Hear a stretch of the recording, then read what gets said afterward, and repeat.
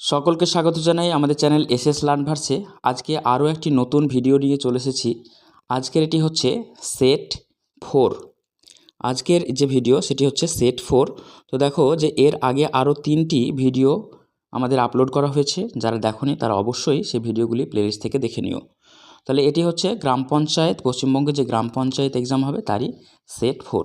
তো চলো দেরি না করে প্রশ্নোত্তর পর্ব শুরু করা যাক।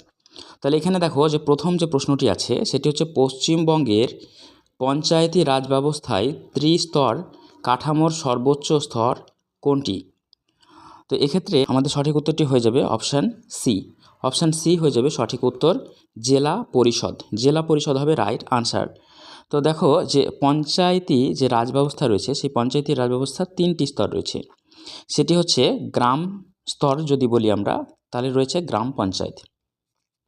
তারপরে হচ্ছে ব্লক স্তর। এই ব্লক স্তর যেটিকে আমরা জানি হচ্ছে পঞ্চায়েত সমিতি নামে।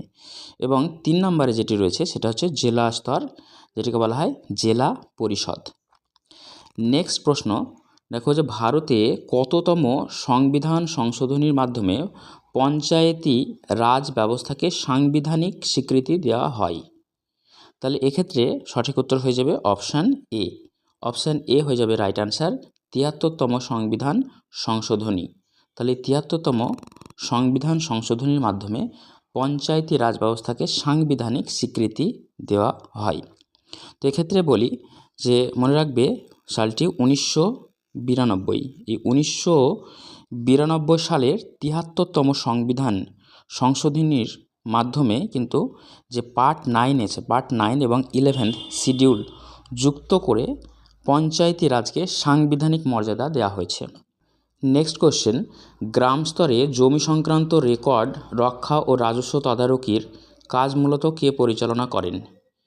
তাহলে দেখো যে গ্রাম স্তরে জমি সংক্রান্ত রেকর্ড রক্ষা বা রাজস্ব তদারকির কাজ মূলত পরিচালনা করে থাকেন, অপশান সি হয়ে যাবে সঠিক উত্তর, রাজস্ব পরিদর্শক বা পটওয়ারি। এটি হয়ে যাবে সঠিক উত্তর। তাহলে এক্ষেত্রে একটি কথা মাথায় রাখবে যে গ্রাম স্তরে জমি সংক্রান্ত রেকর্ড, যেমন ধরো খতিয়ান বা পর্চা, সেটি পরিচালনা এবং ভূমির রাজস্ব ব্যবস্থাপনার দায়িত্ব রাজস্ব কর্মকর্তা বা পটওয়ারির থাকে। এটি হয়ে যাবে সঠিক উত্তর, অপশান সি। নেক্সট কোশ্চেন, প্রধানমন্ত্রী কিষাণ সম্মান নিধি বা পিএম কিষাণ প্রকল্পের অধীনে যোগ্য কৃষক পরিবারকে বছরে মোট কত টাকা আর্থিক সহায়তা দেওয়া হয়? তাহলে দেখো প্রধানমন্ত্রী কিষাণ সম্মান নিধি বা পিএম কিষাণ প্রকল্পের অধীনে যোগ্য কৃষকদের দেওয়া হয়ে থাকে 6,000 টাকা করে। তাহলে অপশান ডি হয়ে যাবে রাইট আনসার। তাহলে এক্ষেত্রে মনে রাখবে যে যোগ্য কৃষকদের প্রতি বছর 2,000 টাকা করে 3টি সমান কিস্তিতে 2,000 টাকা করে দেওয়া হয়, কিন্তু 3টি কিস্তিতে দেওয়া হয়। 3টি কিস্তিতে সরাসরি ব্যাংক অ্যাকাউন্টে মোট 6,000 টাকা প্রদান করা হয়। নেক্সট কোশ্চেন, পশ্চিমবঙ্গ সরকারের কৃষক বন্ধু যে প্রকল্প, সেই প্রকল্পের অধীনে 1 একর বা তার বেশি জমি থাকা কৃষক বছরে সর্বোচ্চ কত টাকা সহায়তা পান? তাহলে কোশ্চেন নাম্বার 5-এর ক্ষেত্রে সঠিক উত্তর হয়ে যাবে অপশান সি, 10,000 টাকা। এটি হবে রাইট আনসার। নেক্সট কোশ্চেন, স্বাধীন ভারতের পশ্চিমবঙ্গ রাজ্যের প্রথম মুখ্যমন্ত্রী কে ছিলেন?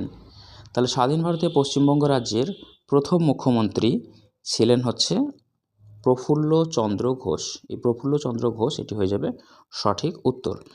তো দেখো যে 1947 সালের 15ই আগস্ট থেকে 1948 সালের 22শে জানুয়ারি পর্যন্ত পশ্চিমবঙ্গের প্রথম মুখ্যমন্ত্রী হিসাবে দায়িত্ব পালন করেন doctor Prafullachandra Ghosh. Next question, ভূ প্রাকৃতিক গঠন ও মৃত্তিকার উপর ভিত্তি করে পশ্চিমবঙ্গের রাঢ় অঞ্চল মূলত কোন নদীগুলির পলি দ্বারা গঠিত? তাহলে এক্ষেত্রে সঠিক উত্তরটি হয়ে যাবে অপশান সি, দামোদর, ময়ূরাক্ষী, অজয় এবং কংসাবতী। এটি হবে সঠিক উত্তর। তো দেখো যে পশ্চিমবঙ্গের পশ্চিমের যে মালভূমি এবং পূর্বের সমভূমির মধ্যবর্তী লাল ল্যাটেরাইট মৃত্তিকাযুক্ত এলাকাকে রাঢ় বলা হয়, যা এই নদীগুলির পলি দ্বারা সঞ্চয়ে গঠিত হয়েছে। তাহলে নদীগুলি হচ্ছে দামোদর, ময়ূরাক্ষী অজয় এবং কংসাবতী। নেক্সট কোশ্চেন, পশ্চিমবঙ্গের কোন জেলায় UNESCO world heritage site Sundarban জাতীয় উদ্যান অবস্থিত? কোশ্চেন নাম্বার 8-এর সঠিক উত্তরটি হয়ে যাবে অপশান বি, দক্ষিণ 24 পরগনা। দক্ষিণ 24 পরগনা হবে রাইট আনসার। তো সুন্দরবন জাতীয় উদ্যান দক্ষিণ 24 পরগনা জেলায় অবস্থিত এবং 1987 সালটি মনে রাখবে, 1987। এই 1987 সালে ইউনেস্কো এটিকে বিশ্ব ঐতিহ্যবাহী স্থান হিসাবে ঘোষণা করে। নেক্সট কোশ্চেন, মহাত্মা গান্ধী জাতীয় গ্রামীণ কর্মসংস্থান গ্যারান্টি আইন বা MGNREGA 100 দিনের কাজ, 100 দিনের কাজও বলা হয় এটিকে MGNREGA এর আন্ডারে। তো দেখো যে কত সালে পাস হয়, এক্ষেত্রে উত্তর হয়ে যাবে অপশান সি, 2005 সালে। তাহলে MGNREGA পাস হয় 2005 সালে। তো 2005 সালের সেপ্টেম্বর মাসে, মনে রাখবে সেপ্টেম্বর মাসে NREGA অ্যাক্ট 2005 পাস হয়, যা পরবর্তীতে 2009 সালে এটি পরিবর্তিত হয়ে MGNREGA নাম পায়। নেক্সট কোশ্চেন, পশ্চিমবঙ্গের লক্ষ্মীর ভাণ্ডার প্রকল্পের আদলে ভারতের কোন রাজ্য সরকার সম্প্রতি নারীদের জন্য আর্থিক সহায়তা প্রকল্প চালু করেছে? তাহলে এখানে অপশানগুলি দেখো, অপশান এতে আছে মধ্যপ্রদেশ, বি আছে মহারাষ্ট্র, সি আছে তামিলনাড়ু এবং ডি আছে উপরের সবকটি। তাহলে এখানে আনসার হয়ে যাবে উপরের সবকটি।